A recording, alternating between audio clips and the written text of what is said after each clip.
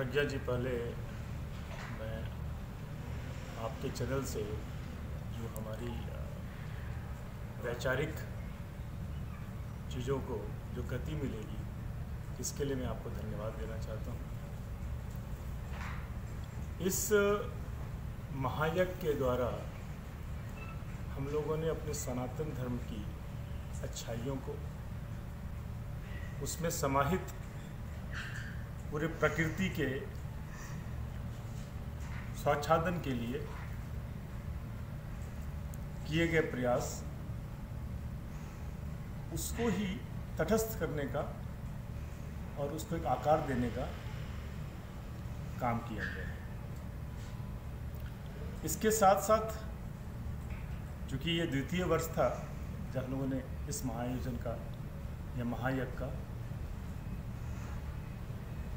कार्यक्रम किया है, तो प्रथम वर्ष में हम लोगों ने सिर्फ महायज्ञ को ही रखा है। इस बार भी महायज्ञ ही हमारा मुख्य उद्देश्य रहा था, लेकिन ज़िंदगी में समरसता होना बहुत ज़रूरी है, तो इसी को ध्यान में देते हुए हम लोगों ने महायज्ञ के क्रियाकलाप के उपरांत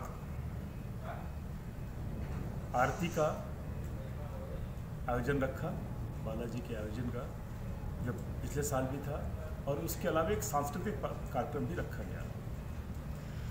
प्रथम दिवस में गायन सम्राट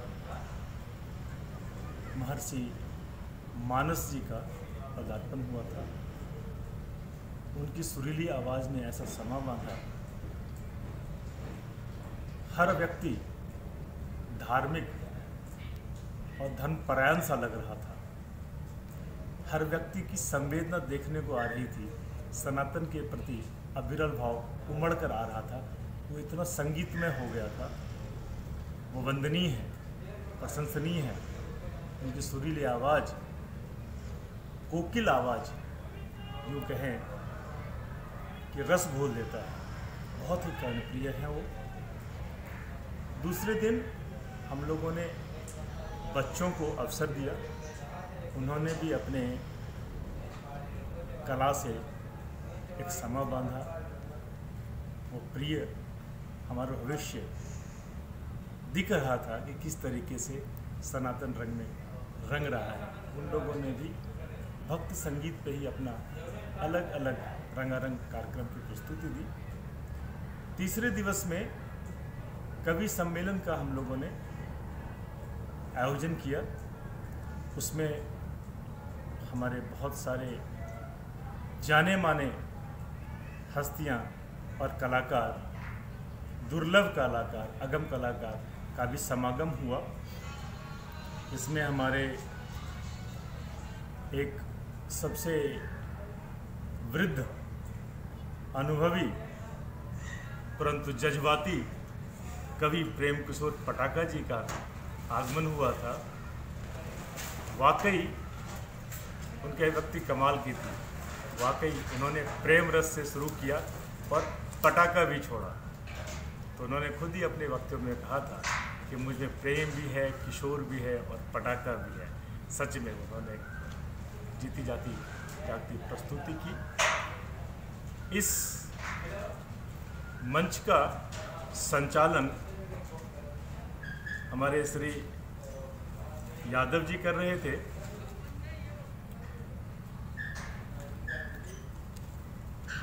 और इतनी निपुणता के साथ संचालन हो रहा था,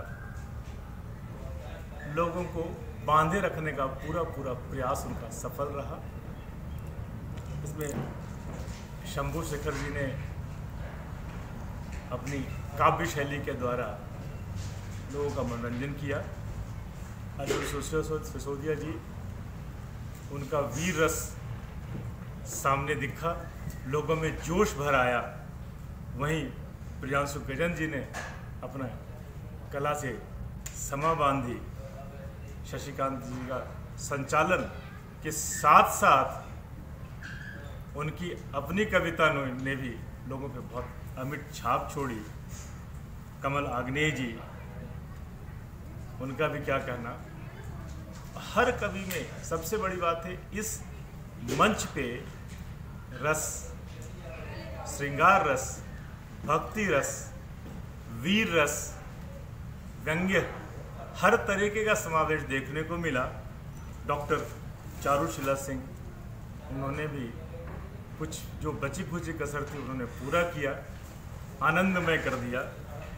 पद्मिनी शर्मा जी, उन्होंने भी एक नई अभिव्यक्ति अपने सामने रखी, लोगों ने बहुत प्रशंसा की ऐसे उसका। रजनीकांत अनमोल जी, उन्होंने भी एक नई शैली सामने रखी। आमतौर पर श्रोता उस शैली से वाकिफ नहीं होता था, परंतु उनकी शैली, बट उस शैली के अंदर का जो भाव था वो बहुत ही गहरा था। फिर हमारी एक सुश्री उर्मिला जी आई, उन्होंने ऊर्जा का संचालन कर दिया, स्त्री शक्ति का इतना अच्छा उन्होंने ये दिया। उनकी प्रस्तुति ने वाकई सनातन धर्म के अग्रिम होने का पूर्ण उदाहरण पेश किया है। इन कवियों के बीच में एक नई आवाज़, नई रचना लेकर के एक हमारी बच्ची प्रियांशी आई। इतनी अच्छी रचना थी, इतनी अच्छी अभिव्यक्ति थी, प्रसन्न किया। उसको भी लोगों ने बहुत चाहा है, बहुत सराहा है। मैं इन सब बंधु बांधवों को, सबों को बहुत बहुत बहुत धन्यवाद देता हूँ, साधुवाद देता हूँ। और आज भी हम लोगों ने सोचा कि संक्षिप्त प्रोग्राम रखेंगे और बच्चों का प्रोग्राम रखेंगे और उसमें उन लोगों को प्रशस्ति पत्र हम लोग प्रदान करेंगे।